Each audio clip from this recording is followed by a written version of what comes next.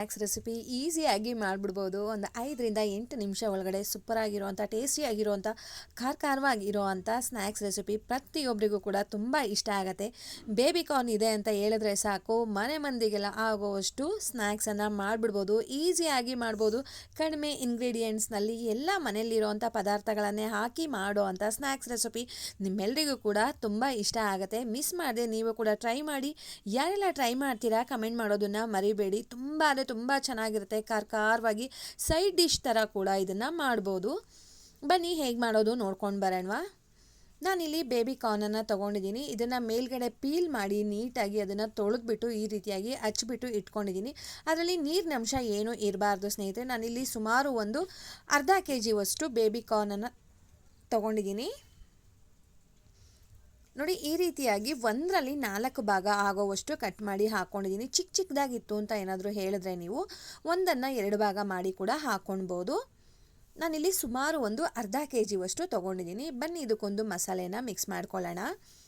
1 ಬೌಲಷ್ಟು ಇಲ್ಲಿ ಮೈದಾ ಹಿಟ್ಟನ್ನು ತೊಗೊಂಡಿದ್ದೀನಿ. ಅದೇ ಬೌಲ್ ಮೆಜರ್ಮೆಂಟಲ್ಲಿ ಅರ್ಧ ಬೌಲಷ್ಟು ಕಾರ್ನ್ಫ್ಲೋರನ್ನು ತೊಗೊಂಡಿದ್ದೀನಿ.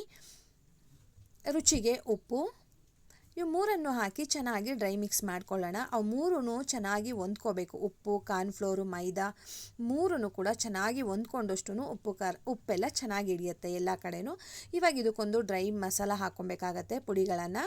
ಬನ್ನಿ, ನೀವು ಮನೆಯಲ್ಲಿ ಖಾರ ಹೇಗೆ ತಿಂತೀರಾ ಅದ್ರ ಮೇಲೆ ಇಲ್ಲಿ ಖಾರದ ಪುಡಿನ ಹಾಕ್ಕೊಳ್ಬೋದು. ನಾನಿಲ್ಲಿ 2 ಸ್ಪೂನಷ್ಟು ಅಚ್ಚ ಖಾರದ ಪುಡಿಯನ್ನು ಹಾಕ್ಕೊಂಡಿದ್ದೀನಿ.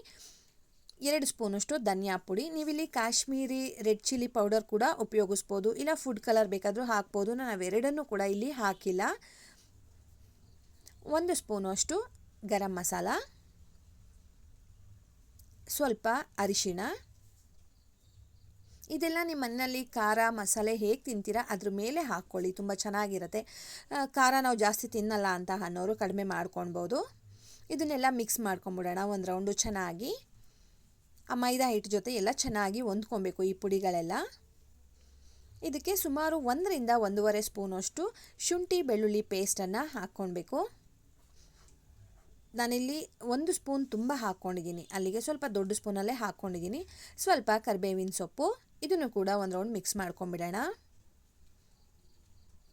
ಇದಕ್ಕೆ ಸ್ವಲ್ಪನೇ ನೀರನ್ನು ಹಾಕ್ಕೊಂಡು, ತೀರಾ ತೆಳುವಾಗಿನೂ ಮಾಡ್ಕೊಳ್ಬಾರ್ದು, ತೀರಾ ಗಟ್ಟಿಯಾಗಿನೂ ಮಾಡ್ಕೊಳ್ಬಾರ್ದು. ನಾನು ಕನ್ಸಿಸ್ಟೆನ್ಸಿ ತೋರಿಸ್ತೀನಿ ಸ್ನೇಹಿತರೆ, ಅದೇ ರೀತಿಯಾಗಿ ಮಾಡ್ಕೊಳ್ಳಿ. ನೋಡಿ, ಸ್ವಲ್ಪನೇ ನೀರನ್ನು ಹಾಕ್ಕೊಳ್ಬೇಕು. ಒಂದೇ ಸಲ ನೀರನ್ನು ಹಾಕೋದಕ್ಕೆ ಹೋಗಬಾರ್ದು. ಅದಕ್ಕೆ ಒಂದು ಕೋಟಿಂಗ್ ಬರಬೇಕು, ಬೇಬಿ ಕಾರ್ನ್ಗೆ ಒಂದು ಕೋಟಿಂಗ್ ಬರಬೇಕು. ಆ ಒಂದು ಕನ್ಸಿಸ್ಟೆನ್ಸಿನಲ್ಲಿ ಇರಬೇಕು. ನೋಡಿ, ಈ ರೀತಿಯಾಗಿ ಬರಬೇಕು. ನೋಡಿ, ಕ್ರೀಮಿ ಥರ ಇದೆ ಅಲ್ವಾ, ಇದು ಕರೆಕ್ಟಾಗಿರೋವಂಥ ಪಕ್ಕ ಕನ್ಸಿಸ್ಟೆನ್ಸಿ.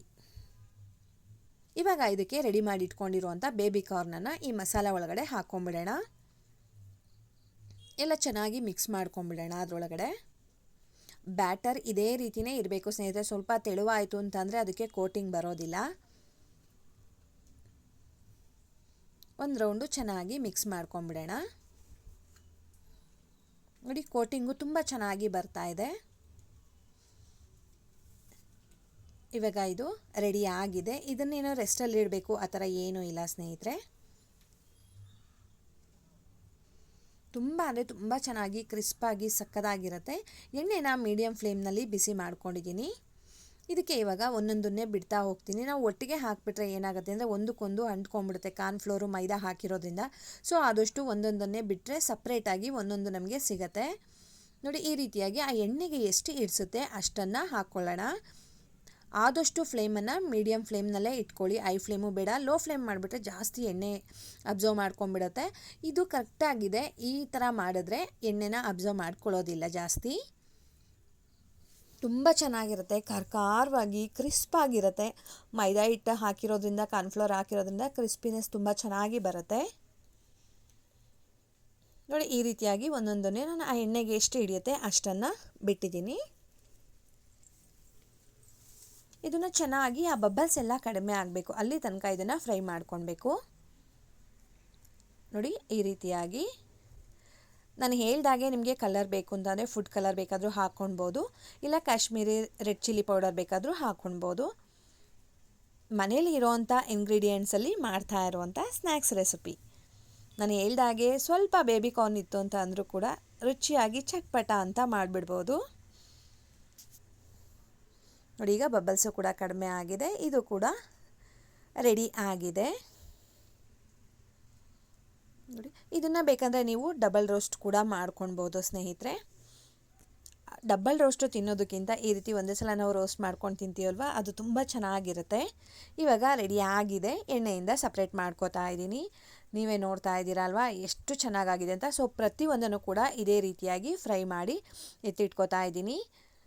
ಕಲ್ಲರು ಕೂಡ ಅಷ್ಟೇ ನೋಡಿ ಎಷ್ಟು ಚೆನ್ನಾಗಾಗಿದೆ ಅಂತ, ತುಂಬ ಅಂದರೆ ತುಂಬ ಚೆನ್ನಾಗಾಗಿತ್ತು. ಇದ್ರ ಮೇಲೆ ಸ್ವಲ್ಪ ಗಾರ್ನಿಷಿಗೆ ಕರಿಬೇವಿನ ಸೊಪ್ಪನ್ನು ಫ್ರೈ ಮಾಡಿ ಹಾಕ್ತಾ ಇದ್ದೀನಿ. ತುಂಬ ಚೆನ್ನಾಗಿರುತ್ತೆ, ನೋಡೋದಕ್ಕೂ ಚೆನ್ನಾಗಿ ಕಾಣುತ್ತೆ ಅಂತ. ಈಸಿಯಾಗಿ ಮಾಡುವಂಥ baby corn masala fry ready ಆಗಿದೆ. ನಿಮ್ಮೆಲ್ರಿಗೂ ಇಷ್ಟ ಆಯ್ತಲ್ವಾ? ಹೋಗಿ ಬರಲಾ? ಬಾಯ್ ಸ್ನೇಹಿತರೆ.